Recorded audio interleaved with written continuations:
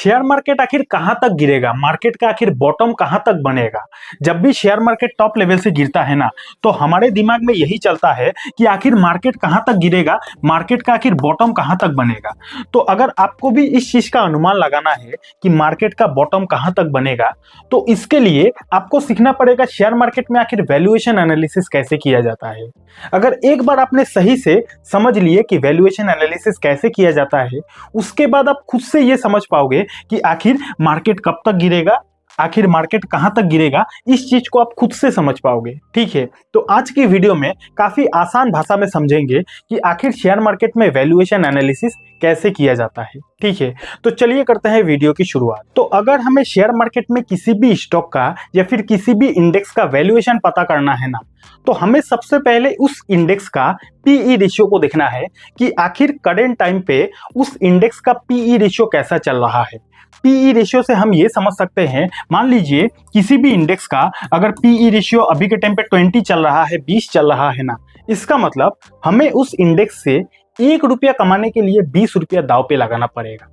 अगर किसी इंडेक्स का अभी के टाइम पे पीई रेशियो 50 चल रहा है ना, इसका मतलब हमें उस इंडेक्स से 1 रुपया कमाने के लिए 50 रुपया दांव पे लगाना पड़ेगा। तो पीई रेशियो का मतलब होता है प्राइस टू अर्निंग रेशियो, और ये जो पीई रेशियो होता है, ये जितना ज्यादा कम होता है, इसका मतलब उस इंडेक्स का जो वैल्यूएशन है उतना ही कम है। और ये जो पीई रेशियो है, ये जितना ज्यादा होता है, इसका मतलब उस पर्टिकुलर इंडेक्स का जो वैल्यूएशन है अभी भी ज्यादा है। अब वैल्यूएशन अगर ज्यादा होगा तो कहीं ना कहीं उस इंडेक्स में और ज्यादा गिरावट हो सकती है, इसीलिए वैल्यूएशन चेक करना बहुत ज्यादा जरूरी होता है। तो हम सबसे पहले निफ्टी 50 का वैल्यूएशन देखेंगे कि अभी के टाइम पे आखिर निफ्टी 50 का वैल्यूएशन कैसा चल रहा है। आप इस वीडियो को कभी भी देखो, 2025 में देखो या फिर 2030 में देखो, तरीका सेम ही होता है वैल्यूएशन चेक करने का। ठीक है, तो अगर आपको निफ्टी 50 का पीई रेशियो को चेक करना है, वैल्यूएशन देखना है, तो आपको सिंपली गूगल पे सर्च करना है निफ्टी 50 पीई रेशियो। जैसे ही आप इसको सर्च करोगे तो काफी सारा वेबसाइट आ जाएगा। किसी भी वेबसाइट पे आपको क्लिक कर देना है, कोई वेबसाइट हमारी तरफ से प्रमोशन नहीं है। जैसे ही आप क्लिक करोगे तो यहाँ पे आप देख पा रहे हो कि अभी के टाइम पे निफ्टी 50 का जो करंट पीई रेशियो है वो 19.9 चल रहा है, यानी कि राउंड फिगर पकड़ लेते हैं, अभी के टाइम पे जो निफ्टी 50 का पीई रेशियो है वो 20 चल रहा है। अब हमें आखिर कैसे पता चलेगा कि ये जो 20 का पीई रेशियो चल रहा है निफ्टी 50 का, क्या ये ज्यादा है, क्या ये कम है, क्या निफ्टी 50 का वैल्यूएशन ज्यादा है या फिर कम है, ये आखिर हमें कैसे पता चलेगा। तो उसके लिए हमें निफ्टी 50 का जो एवरेज पीई रेशियो है उसको देखना है। एवरेज पीई रेशियो जब हम देख लेंगे ना, तो हम समझ पाएंगे कि अभी के टाइम पे निफ्टी 50 का वैल्यूएशन ज्यादा है या फिर कम है। एवरेज पीई रेशियो अगर हमें देखना है तो सिंपली नीचे चले जाना है। नीचे आने के बाद यहाँ पे आप देख पाओगे कि अभी के टाइम पे निफ्टी 50 का एवरेज पीई रेशियो कितना है। ठीक है, अब इतना सारा बॉक्स देखकर आपको कंफ्यूज नहीं होना है। सिंपली ये बॉक्स बताएगा 1 मंथ का निफ्टी 50 का एवरेज पीई रेशियो कितना है, उसी तरह ये 3 मंथ्स का, ये 6 मंथ का, ये 1 ईयर का, 2 ईयर का, 5 ईयर का एवरेज पीई रेशियो बताएगा निफ्टी 50 का। ठीक है, इसलिए कंफ्यूज नहीं हो जाना है। तो चलिए एक एक चीज को समझते हैं, देखते हैं कि एवरेज पीई रेशियो कितना है।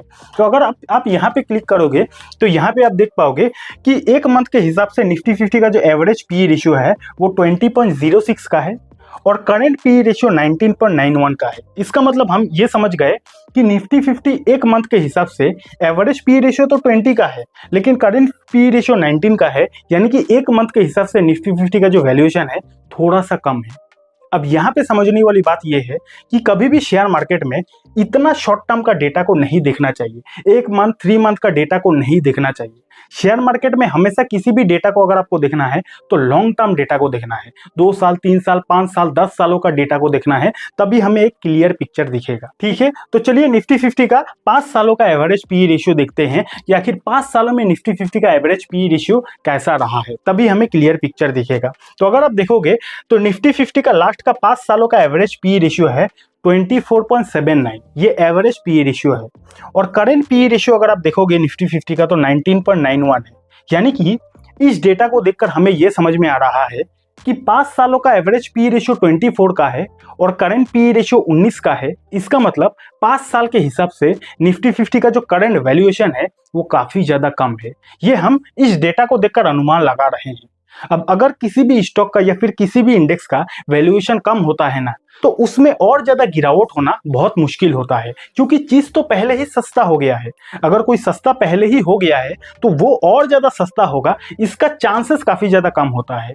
अब यहाँ पे मैं एक डिस्क्लेमर आपको देना चाहूंगा, मैं ऐसा बिल्कुल भी नहीं बोल रहा कि यहाँ से हमारा मार्केट नहीं गिरेगा, यही मार्केट का बॉटम है, ऐसा आप भूल कर भी मत समझ लेना। ये वीडियो एजुकेशनल पर्पस के लिए है, मैं आपको समझाने की कोशिश कर रहा हूँ कि आखिर किस तरीके से वैल्यूएशन चेक किया जाता है। तो वैल्यूएशन देखने के बाद हमें यही समझ में आ रहा है कि जबकि निफ्टी 50 का एवरेज पी रेशियो 5 सालों का 24 का रहा है और करंट पी रेशियो 19 का है, तो 5 सालों का वैल्यूएशन के हिसाब से अभी के टाइम पे जो वैल्यूएशन है काफी ज्यादा कम है। और अगर किसी चीज का वैल्यूएशन कम है तो उसमें और ज्यादा गिरावट होगी, इसका चांसेस कम होता है। चांसेस कम होता है इसका मतलब ये नहीं कि गिरावट नहीं होगी, होने को तो कुछ भी हो सकता है, लेकिन चांसेस काफी ज्यादा कम होता है अगर किसी इंडेक्स का वैल्यूएशन काफी ज्यादा कम होता है। यहां तक क्लियर हो गए ना? तो इसी तरीके से वैल्यूएशन को चेक किया जाता है। तो यहाँ तो हमने सिर्फ निफ्टी 50 का वैल्यूएशन देखा, अब हम देख लेते हैं तो मिड कैप और स्मॉल कैप का भी देख लेते हैं। उसके बाद हम ये समझ पाएंगे कि मार्केट कब तक गिरेगा और मार्केट कहां तक गिरेगा। उससे पहले अगर आपको कुछ अच्छा सीखने को मिल रहा है तो वीडियो को लाइक और प्यारा सा कॉमेंट कर देना। और अगर आपके पास डीमेट अकाउंट नहीं है तो डीमेट अकाउंट का लिंक भी आपको डिस्क्रिप्शन पर मिल जाएगा, वहां से भी आप अपने लिए डीमेट अकाउंट को खुलवा सकते हो। अब मिड कैप का वैल्यूएशन देखना है, उसका भी सेम प्रोसेस है। सिंपली गूगल पे जाना है, Nifty 150 mid cap P ratio आपको सर्च कर लेना है और किसी भी वेबसाइट पे आपको क्लिक कर देना है, ठीक है। तो मिड कैप का जो वैल्यूएशन है वो भी आप देख पाओगे। तो यहाँ पे अगर हम लोग देखते हैं तो 33.7 अभी के टाइम पे करंट मिड कैप का वैल्यूएशन चल रहा है, ठीक है। अब हमें कैसे पता चलेगा कि ये जो अभी के टाइम पे 33 पी रेशियो चल रहा है ये मिड कैप के लिए ज्यादा है या फिर कम है, हमें कैसे पता चलेगा? उसके लिए सेम हमें एवरेज पी रेशियो को देखना पड़ेगा कि लॉन्ग टर्म का टाइम फ्रेम में एवरेज पी रेशियो कितना है। तो अगर हम लोग 5 ईयर का टाइम फ्रेम में देखते हैं तो यहाँ पे 5 साल का मिड कैप का एवरेज पी रेशियो है 31.01 और अभी के टाइम पे करंट पी रेशियो चल रहा है 33.72। यानी कि 5 साल का एवरेज पी के हिसाब से 31 5 साल का एवरेज पी रेशियो है, अभी के टाइम पे 33 चल रहा है। यानी कि 5 साल के हिसाब से अभी भी स्टिल मिड कैप का जो वैल्यूएशन है थोड़ा सा ज्यादा है। अब अगर थोड़ा सा अभी भी मिड कैप का वैल्यूएशन ज्यादा है तो इससे हमें यह समझ में आता है कि अगर मार्केट में थोड़ा सा गिरावट आती है तो मिड कैप में थोड़ा और ज्यादा गिरावट आ सकती है। क्यों गिरावट आ सकती है? क्योंकि 5 साल का एवरेज पी रेशियो से भी अभी के टाइम पे करंट पी रेशियो थोड़ा सा ज्यादा है, यानी कि मिड कैप का जो वैल्यूएशन है वो अभी भी थोड़ा सा ज्यादा है। उसी तरह अगर हम लोग स्मॉल कैप का पी रेशियो देखना है, उसके लिए आपको सर्च करना है Nifty 250 small cap P ratio, ठीक है। उसके बाद आपको वेबसाइट पे क्लिक कर देना है। उसके बाद अगर आप यहाँ पे देखोगे तो 26.6 अभी के टाइम पे निफ्टी स्मॉल कैप का वैल्यूएशन चल रहा है। अब इतना वैल्यूएशन सही है या फिर गलत है, उसके लिए हमें अगेन 5 साल का जो एवरेज पी रेशियो है उसको देखना है। तो 5 साल का एवरेज पी रेशियो अगर हम लोग देखते हैं तो यहाँ पे 5 साल का average P ratio small cap का 25 का है, लेकिन current P ratio small cap का 26 का चल रहा है। यानी कि स्मॉल कैप भी 5 साल का एवरेज पी रेशियो से कंपेयर करते हैं तो स्मॉल कैप इंडेक्स अभी भी थोड़ा सा इसका वैल्यूएशन ज्यादा है, क्योंकि 5 साल का एवरेज पी रेशियो 25 का है, करंट पी रेशियो 26 का है, ठीक है। तो इससे हमें यह समझ में आया कि स्मॉल कैप का भी जो अभी के टाइम पे वैल्यूएशन है वो थोड़ा सा ज्यादा है अगर हम लोग एवरेज 5 सालों के साथ कंपेयर करते हैं तो अगर मार्केट में गिरावट आती है तो स्मॉल कैप में भी और थोड़ा गिरावट आ सकती है, ठीक है। ये सर सिर्फ हमने डेटा को देखकर अनुमान लगाया, अब मार्केट में क्या एक्शन होगा वो तो आने वाले समय में देखेंगे। तो यहाँ तक हमने क्या क्या एनालिसिस किया? हमने सबसे पहले निफ्टी 50 का वैल्यूएशन एनालिसिस किया, उसके बाद मिड कैप का वैल्यूएशन एनालिसिस किया, उसके बाद स्मॉल कैप का वैल्यूएशन एनालिसिस किया। और जब निफ्टी 50 का वैल्यूएशन एनालिसिस किया तो हमें यह पता चला कि निफ्टी 50 का पिछले 5 सालों का पी रेशियो के हिसाब से अभी के टाइम पे जो वैल्यूएशन है वो काफी ज्यादा कम हो गया है। मिड कैप का हमने पिछले 5 सालों का एवरेज पी रेशियो के साथ कंपेयर किया तो मिड कैप का वैल्यूएशन अभी भी स्टिल हाई है और स्मॉल कैप का भी पिछले 5 सालों का एवरेज पी रेशियो के हिसाब से अभी भी स्मॉल कैप का जो वैल्यूएशन है वो काफी ज्यादा हाई है। तो इससे हमें यह समझ में आता है कि अगर मार्केट का माहौल खराब ही रहता है, यानी कि जिस रीजन की वजह से मार्केट गिर रहा है ये रीजन अगर और थोड़ा मार्केट में हावी हो जाता है, मार्केट में अगर नेगेटिविटी कुछ दिनों तक खत्म नहीं होता है ना, तो सबसे ज्यादा गिरावट किस में हो सकता है? सबसे ज्यादा गिरावट उसी में हो सकता है जिसका वैल्यूएशन अभी भी महंगा है, क्योंकि जो चीज महंगा होता है तो बुरे समय में वो चीज और ज्यादा गिरता है। तो यहाँ पे हमने वैल्यूएशन एनालिसिस करने के बाद ये पता चला कि निफ्टी 50 का वैल्यूएशन कम हो गया है, लेकिन मिड कैप और स्मॉल कैप का वैल्यूएशन अभी भी जाता है। तो अगर मार्केट का जो नेगेटिविटी है वो जारी रहता है, मार्केट में और थोड़ा बुरा दिन चलता है, तो सबसे ज्यादा अगर गिरेगा तो ये दोनों गिर सकता है, और सबसे अगर कम गिरेगा तो निफ्टी 50 गिर सकता है। क्यों? इसके पीछे रीजन क्या है? रीजन यही है कि भैया निफ्टी 50 का जो वैल्यूएशन है वो 5 सालों के हिसाब से काफी ज्यादा कम हो गया है। ठीक है, अब ये डेटा मैंने अभी के टाइम पे करंट डेट के हिसाब से देखा। हो सकता है आप जब ये वीडियो को देख रहे हो उस समय इन तीनों का जो वैल्यूएशन है वो अलग अलग हो, इसीलिए आप जब वीडियो को देख रहे हो उस समय आपको करंट डेटा को देखना है और उस हिसाब से आपको डिसीजन लेना चाहिए। याद रखिएगा, जिस चीज का सबसे ज्यादा वैल्यूएशन होता है मार्केट का गिरावट में वो इंडेक्स सबसे ज्यादा गिरता है। ठीक है, तो यहां तक हमने मोटा मोटी ये समझ लिया कि मार्केट कब कहां तक गिरेगा, ये मोटा मोटी हमने समझ लिया। अब दूसरा सवाल क्या है कि मार्केट कब तक गिरेगा, मार्केट कहां तक गिरेगा, ये तो हमने मोटा मोटी अनुमान लगा लिया। वैल्यूएशन देखा, हमने अनुमान लगा लिया कि कौन सा इंडेक्स कहां तक गिर सकता है, मोटा मोटी अनुमान लगा लिया। लेकिन पहला सवाल क्या है कि मार्केट कब तक गिर सकता है, इसका आंसर क्या है? तो इसका आंसर बहुत ही सिंपल सा है। इसका आंसर ये है, मार्केट कब तक गिरेगा इसका एग्जैक्ट जवाब देना मुश्किल ही नहीं बल्कि नामुमकिन है। उसके बाद क्या है, लेकिन फिर भी अनुमान लगाना है अगर, तो उसके लिए जिस रीजन की वजह से मार्केट परेशान है, यानी कि जिस रीजन की वजह से मार्केट गिर रहा है, उस रीजन का सॉल्यूशन का इंडिकेशन जब से मार्केट को मिल जाएगा तब से मार्केट का जो मूव है वो चेंज हो सकता है। सिंपल कहने का मतलब ये है कि शेयर मार्केट कब तक गिरेगा इसका जवाब देना मुश्किल ही नहीं बल्कि नामुमकिन है। कोई भी अगर आपको आकर बोल रहा है कि मार्केट कल तक गिरेगा, मार्केट परसों तक गिरेगा, उसके बाद मार्केट के अच्छे दिन शुरू हो रहा है, अगर कोई भी ऐसा दावा देकर बोल रहा है तो आपको समझ जाना चाहिए कि वो बंदा आपको झूठ बोल रहा है। क्योंकि अगर वाकई में किसी को पता होता कि मार्केट कब तक गिरेगा तो वो बंदा इस पृथ्वी का सबसे ज्यादा अमीर व्यक्ति होता, क्योंकि उसको पहले से पता है कि मार्केट क्या होने वाला है, तो वो अपना सारा जमीन जायदाद बेचकर सारा पैसा शेयर मार्केट में लगा लेता। अब उसको तो पता ही है कि मार्केट में आगे क्या होने वाला है। ठीक है ना, तो मार्केट कब तक गिरेगा ये पता लगाना मुश्किल ही नहीं नामुमकिन है। हम लोग बस अनुमान लगा सकते हैं कि क्या हो सकता है। तो अनुमान कैसे लगा सकते हैं? जिस रीजन की वजह से मार्केट परेशान है वो रीजन जब मार्केट को ये इंडिकेशन मिल जाए कि ये रीजन समाधान होने वाला है, तभी से मार्केट के अच्छे दिन शुरू हो सकते हैं। मान के चलते हैं जब कोविड आया था, अब कोविड की वजह से मार्केट गिरा था, हम सभी लोगों को पता है, लेकिन रिकवरी कब हुआ? रिकवरी तब हुआ जब मार्केट को ये इंडिकेशन मिल गया था कि अब शायद कोविड खत्म होने वाला है, तभी से मार्केट में रिकवरी शुरू हो गया। तो उसी तरह आप जब मेरी इस वीडियो को देख रहे हो और उस समय मार्केट गिर रहा है, तो अगर मार्केट गिर रहा है तो कुछ ना कुछ रीजन की वजह से ही गिर रहा होगा। तो जब मार्केट को ये इंडिकेशन मिल जाएगा, जब मार्केट को थोड़ा थोड़ा समझ में आने लगे कि ये रीजन का सॉल्यूशन मिलने वाला है, तभी से मार्केट का जो रिकवरी है वो शुरू हो जाएगा।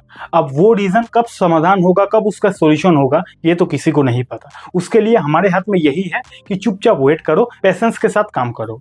तो अब इस वीडियो का फाइनल कंक्लूजन क्या है? सबसे पहले आपको समझना पड़ेगा कि मार्केट का हर छोटा गिरावट अपॉर्चुनिटी के साथ आता है। यानी कि मार्केट में अगर छोटा सा भी गिरावट होता है ना, तो वो सिर्फ गिरावट नहीं, वो अपॉर्चुनिटी भी होता है। इसलिए आपको हमेशा मार्केट का गिरावट अपॉर्चुनिटी के एंगल से देखना है, ना ही उसको नेगेटिव एंगल से देखना है। ठीक है, उसके बाद क्या है, मार्केट का सबसे बड़ा एक्सपर्ट भी मार्केट का बॉटम का पता नहीं लगा सकता है। मैंने बोला था ना कि मार्केट कहां तक गिरेगा, मार्केट का कहां पर बॉटम है, ये मार्केट का सबसे बड़ा जो एक्सपर्ट है वो भी पता नहीं लगा पाएगा। अगर उसको पहले से पता होगा कि मार्केट कहां तक गिरेगा ना, तो वो इस पृथ्वी का सबसे अमीर व्यक्ति बन सकता है। ठीक है, थर्ड पॉइंट क्या है, गिरावट का फायदा इन्वेस्टिंग में उठाने के लिए सबसे बेस्ट तरीका होता है एसआईपी मूड में इन्वेस्टिंग करना। यानी कि कहने का मतलब ये है कि देखो, मार्केट जब भी गिरता है ना, तो हमारा दिमाग हमें ये कहता है कि अभी तो मात्र 10% गिरा है, अभी यहां से और ज्यादा गिरेगा, उसके बाद मैं पूरा बॉटम पे पैसा लगा दूंगा। और बॉटम कहते कहते मार्केट का रिकवरी करके टॉप पे पहुंच जाता है और हम अपना इन्वेस्टमेंट करने का जो अपॉर्चुनिटी है उसको खो देते हैं।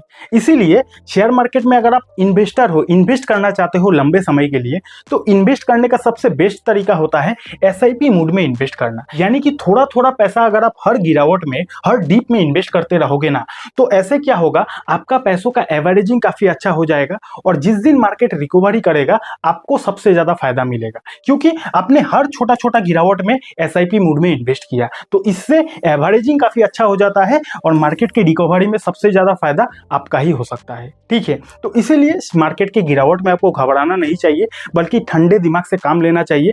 आपको पहले पता लगाना है मार्केट का वैल्यूएशन कैसा है, वो तो मैंने सिखा दिया। उसके बाद आपको सेकंड पता लगाना है कि मार्केट किस रीजन से गिर रहा है। जो रीजन से मार्केट गिर रहा है वो रीजन का समाधान का इंडिकेशन अगर मार्केट को मिल जाता है ना, तो तभी से मार्केट में रिकवरी शुरू हो जाता है। ठीक है, और मार्केट की गिरावट में आपको कभी भी ये नहीं सोचना है कि आप एकदम बॉटम पे पैसा लगाओगे। ऐसा करोगे तो काफी सारे लोगों ने मार्केट का गिरावट में पैसा लगाने का अपॉर्चुनिटी खो दिया है, क्योंकि गिरावट करते करते कब मार्केट रिकवरी करके ऊपर चला जाता है किसी को नहीं पता होता है। इसलिए दिमाग से इन्वेस्ट करें, किसी का बात सुनकर, किसी के बहकावे में आकर आपको शेयर बाजार में 1 रुपया भी इन्वेस्ट नहीं करना है। आपको अगर पैसा लगाना है तो वो डिसीजन आपका खुद का होना चाहिए, आपके फाइनेंशियल एडवाइजर से सलाह लेने के बाद ही आपको पैसा लगाना चाहिए। अगर आपको ये सीखना है कि गिरते हुए मार्केट से भी कैसे शेयर बाजार से पैसा बनाया जाता है, तो यहाँ पे क्लिक करके इस वीडियो को देख लेना। और अगर आपके पास डीमैट अकाउंट नहीं है, डीमैट अकाउंट का लिंक भी आपको डिस्क्रिप्शन पर मिल जाएगा। ये वीडियो आपको कैसा लगा नीचे कमेंट सेक्शन में बता सकते हो। बहुत बहुत धन्यवाद।